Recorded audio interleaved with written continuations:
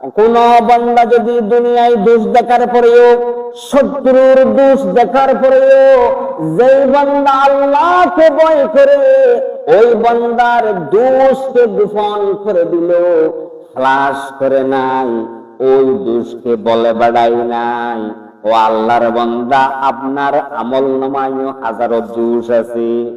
আপনি আরেকজনের দোষ দেখছেন, আপনার দোষ নাই, আপনি এমন নয়, আপনি ফেরেশতা নয়, আপনারও হাজারো দোষ আছে, লক্ষ কোটি আপনারও দোষ আছে।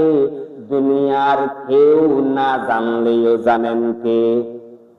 আর জোরে জানেন কে? দুনিয়ার কেউ জানেন আপনার দোষ, আপনি জানেন, আল্লাহ জানেন। আপনি যদি ধৈর্যশীল হয়ে, শক্তিমান হয়ে অপরের দোষ, শত্রুর দোষ, বন্ধুর দোষ গোপন রাখলেন, আমার আল্লাহর ঘোষণা হলো ইল্লা সাতারাহুল্লাহু ইয়াউমাল কিয়ামাহ।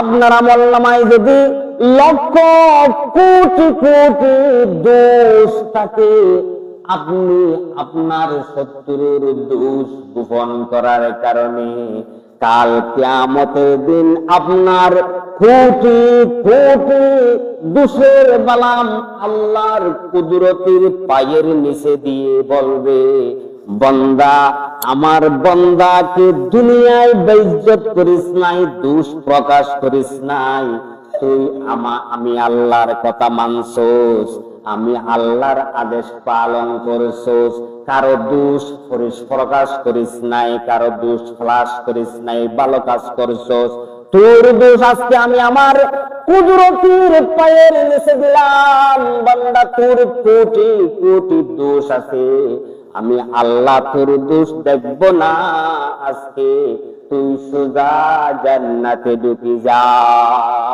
আল্লাহু আকবার। আমরা কি দোষ খুঁজবো নাকি ডাকবো?